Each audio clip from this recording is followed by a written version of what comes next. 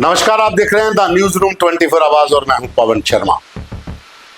जम्मू को फिर bye bye by side, कोई लेना देना नहीं। एक बार फिर जम्मू के साथ धोखा, वो भी कांग्रेस पार्टी की तरफ से।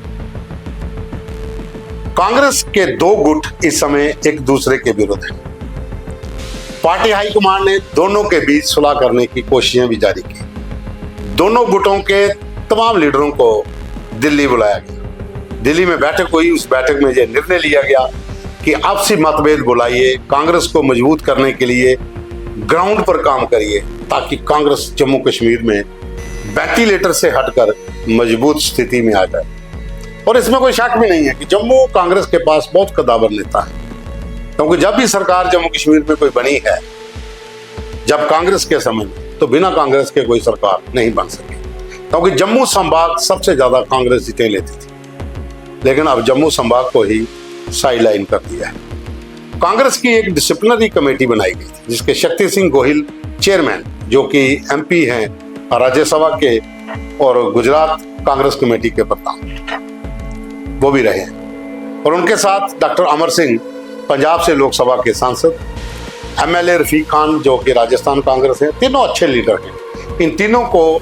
जम्मू कश्मीर भेजा गया कि आप जाइए, वहां पर ग्राउंड में जो लोग हैं उनसे बात करिए, जो भी स्थिति है उसके बारे में जानिए, देखिए कि आखिर मतभेद क्यों है, क्यों यहाँ पर दो गुट आपस में एक दूसरे के सामने खड़े हैं, और कांग्रेस की स्थिति इतनी कमजोर क्यों होती जा रही है। इसी के चलते इस कमेटी को बुलाया। लेकिन कमेटी जम्मू के बजाय श्रीनगर में बैठ गई, जम्मू नहीं आई। जम्मू में किसी लीडर को नहीं जहां पूछा, श्रीनगर में बैठ गई। वहां से जम्मू के कुछ लीडर को बुलाया गया।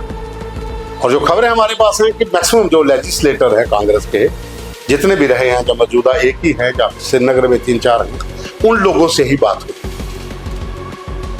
बाकी डिस्ट्रिक्ट प्रधान भी बुलाए गए, NSUI के अजय लखोत्रा भी गए थे, और भी बहुत से लोग गए थे। लेकिन जो मेन बातें थी, जो कमेटी ने, डिसिप्लिन कमेटी ने जो जानना था हाल, उसमें पूर्व जो लेजिस्लेटर हैं, जो मौजूदा जो लेजिस्लेटर हैं, उनके साथ ही बात हुई। अब पार्टी के अंदरूनी कलह को दूर करने के लिए तमाम नेताओं ने अपने अपने पक्ष रखे। और डिसिप्लिनरी कमेटी जो थी, उसने 2-3 दिन का टूर कश्मीर में ही खत्म किया। ठंडी ठंडी हवा के झोंके लिए, सैर की और वापस दिल्ली रवाना हो गए। और जम्मू संभाग, जो कांग्रेस का गढ़, जहां से कांग्रेस एक बड़ी मेजॉरिटी के साथ अपनी सीटें लेकर जाती और कश्मीर के कुछ लोगों जो जीते होते थे उनको साथ लेकर सरकार बनाती, चाहे एनसी के साथ हो, पीडीपी के साथ, हमेशा कांग्रेस आगे रही।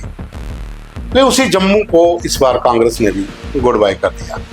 कमेटी कश्मीर में बैठ गई। अब इसमें आप अपने अपने तर्क दिखा सकते हैं, मैसेज में बहुत कुछ लिखा जाए, लेकिन सवाल यह है कि अब बात चली थी कि जम्मू संभाग को इग्नोर किया जा रहा है, क्यों नहीं जम्मू संभाग के किसी हिंदू लीडर को कांग्रेस का प्रधान बनाया जाए।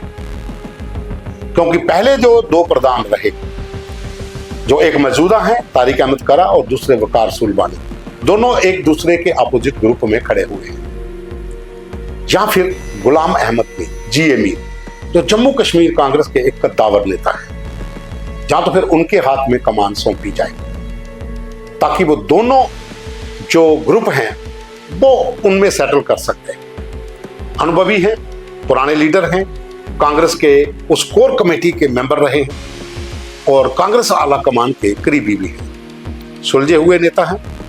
क्या ऐसा भी हो सकता है? क्योंकि जो खबरें हैं सूत्रों के अनुसार, जो पार्टी के भीतर से मिल रही हैं, कि अधिकांश लोगों ने GA मीर के ऊपर भी मोहर लगाई है। और जम्मू संभाग से 2 नेताओं का नाम तो चला है। रमन बल्ला, जो खुद एक कद्दावर नेता है, लोगों की चॉइस वाले नेता है, बहुत अच्छी बैट रखते हैं। ये बात अलग है कि इलेक्शन हारना या जीतना, लेकिन अपना एक दबदबा है, अपना एक कैडर है। उनके नाम पर भी चर्चा हुई कि उन्हें भी प्रधान पद के लिए आगे लाया जाए। और दूसरी ओर पूर्व उप मुख्यमंत्री ताराचंद, जिन्होंने खौड़ विधानसभा में लगातार इलेक्शन जीती और फिर उसके बाद इलेक्शन हारना जीतना, जैसा मैंने पहले कहा, वो चलता है। इस बार भी वो इंडिपेंडेंट कैंडिडेट सतीश शर्मा से इलेक्शन हारे थे, लेकिन उनका भी अपना कैडर है। उन्होंने भी जो शंभ खौड़ विधानसभा में काम किए थे वो भी काबिल तारीफ, और कद्दावर नेता हैं, पुराने नेता हैं, ग्राउंड से जुड़े हुए हैं। उनका एक अपना कैडर है, उनके नाम पर भी चर्चा कि क्या उनको आगे लाया जाए जम्मू कश्मीर प्रदेश कांग्रेस में। और अब खबरें ये भी हैं कि अब अगर कश्मीर से ही प्रधान बनाना है तो जी मीर का नाम सबसे आगे चल रहा है। और अगर जम्मू संभाग से बनाना है, अगर किसी हिंदू को कमान सौंपनी है, जो कि लग रहा है कि नामुमकिन होगा क्योंकि जम्मू से पहले ही गड़ोगड़ किया हुआ है, अगर जम्मू को तरजीह दी जाती है, ये कमेटी जाकर वहां रिपोर्ट देती है, हालांकि रिपोर्ट तो आला कमान के पास सबसे पहले पहुंच चुकी है, ये वहां उस मीटिंग में भी डिसाइड हो गया था कि आखिर क्या मुद्दा है, किस बात की लड़ाई है। तो दोनों जो ग्रुप हैं उनके भीतर जो तमाम इनके नेता हैं, उन सब की जो बातचीत इस कमेटी के साथ हुई है, उसमें अगर बात की जाए कश्मीर संभाग की कि अगर वहीं से कश्मीरी को ही किसी को प्रदान कर चुनना हो तो जी मीर का नाम सबसे आगे है। और अगर जम्मू संभाग से करते हैं तो दो नाम के ऊपर चर्चा हो रही है, ताराचंद और रमन बदा। और अब किसको कमान मिलेगी ये अब पार्टी आला कमान जो है डिसाइड करेगी।